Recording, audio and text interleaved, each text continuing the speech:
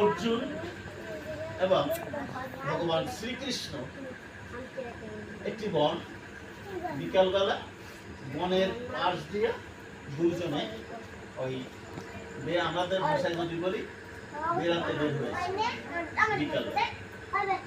ওই বনে বনটির নাম হলো খান্ডব। আর ওই বনের অধিপতি ছিলেন ময়দান। আমি বলছি কি জন্য, যে ভক্তকে ভগবান ভক্তের সম্মান কিভাবে রাখে। পাশ দিয়ে যাচ্ছে, সামনে ভগবান, পিছিয়ে রয়েছে অর্জুন। বনের মধ্যে হঠাৎ করে ভগবান শ্রীকৃষ্ণ তাকেই দেখে যে শ্রীকৃষ্ণের অনেক ক্ষতি করেছে, মানুষের অনেক ক্ষতি করেছে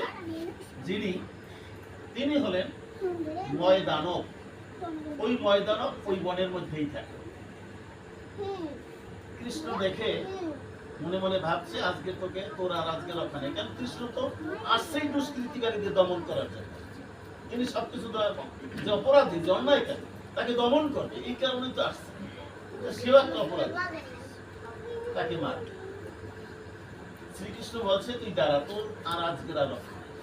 কৃষ্ণ দৌড়ে ওর কাছে আগাইতেছে, আর ময়দানব জোরে দৌড়তেছে। দৌড় দেওয়ার পরে দৌড়তেছে চিৎকার করে, বাঁচাও বাঁচাও বাঁচাও বলে চিৎকার করে, যে আমাকে মেরে ফেলতেছে, আমাকে রক্ষা করো, আমাকে বাঁচাও। যে কেউ আছো বা কেউ কি আছো কোথাও, আমাকে রক্ষা করো।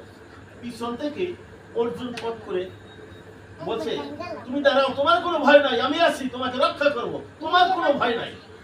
অর্জুন বলছে, ভগবান স্তম্ভিত হয়ে একেবারে ঠান্ডা চুপ করে বসে বসে। যদি অর্জুনের কথা রক্ষা না করে, অর্জুন বলছে ময়দানকে আমি তোমাকে বাঁচাবো, কৃষ্ণ বলছে তোর রক্ষা নাই, আমি তোকে মারবো। অর্জুনের শব্দ শুই না কৃষ্ণ বয়ে পড়ছে। যদি অর্জুন যে বললো তোর ভয় নাই, আমি তোকে রক্ষা করবো, এরপর যদি কৃষ্ণ মারে, তাহলে অর্জুনের সম্মানটা কোথায় থাকে বলেন? থাকতে পারে না। তাহলে এমনি ভাবে ভগবান শ্রীকৃষ্ণ তার ভক্ত ডাক, আকুতি, প্রার্থনা, ভক্ত যদি বলে, একজন ভক্ত যদি বলে যে হে প্রভু, প্রাণের ঠাকুর, হে আমার প্রাণ গোবিন্দ, তুমি আমার মধ্যে যদি কিছু থাকে, তোমার প্রতি যদি আমার কোনো পুণ্যের সঞ্চয় কিছু থাকে, তুমি থাকে সেটু নিয়ে নাও। এইটুকু নিয়ে আমার পাশে একজন অসুস্থ আছে, আমি তাকে বললাম তুমি ওর জীবন ভিক্ষা দিয়েছো। ভগবান ওই জীবন ভিক্ষা দিতে বাধ্য, কারণ সে একজন ভক্ত, তাকে বলছে।